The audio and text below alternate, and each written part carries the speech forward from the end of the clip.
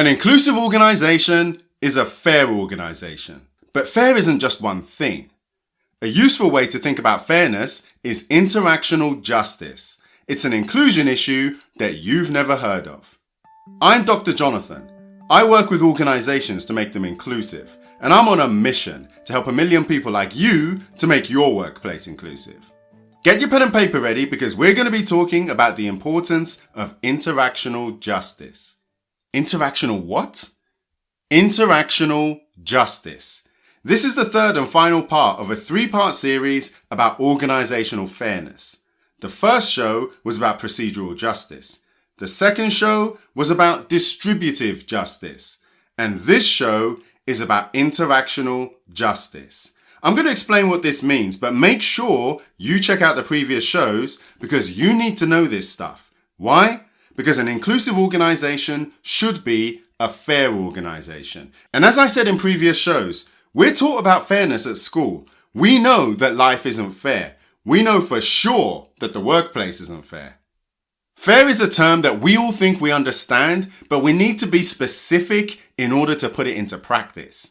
When talking about fairness in organizations, researchers find it useful to talk about organizational justice, and it's traditionally thought about in 3 key ways: procedural justice, distributive justice, and interactional justice. And what distinguishes interactional justice from the first two is that the first two are often described in terms of policies and procedures. For example, are procedures organized in a way to ensure that people are treated fairly? Are procedures organized in a way to ensure that resources are distributed fairly?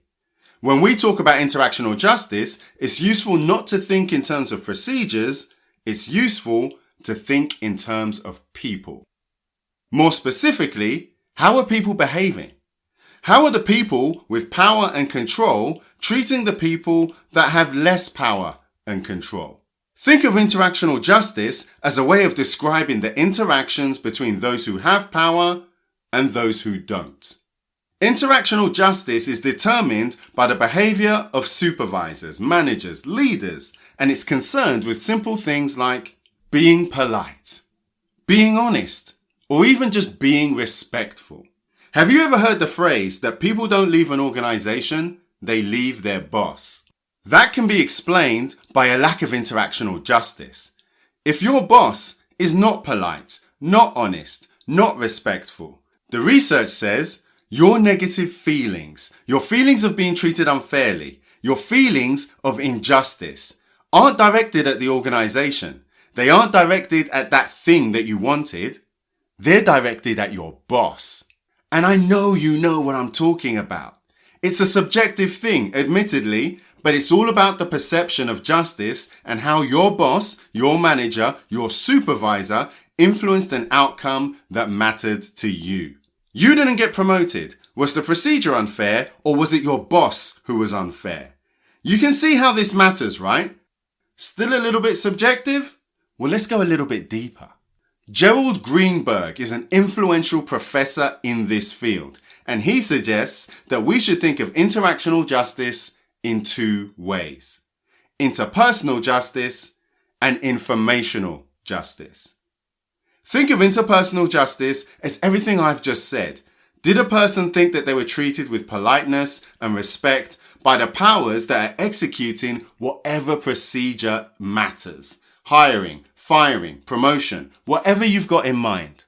On the flip side, it's useful to think of informational justice as how relevant information is delivered, how knowledge and procedures are shared. Was it done in a way that shows fairness, politeness, and respect for the other person, the person with less power?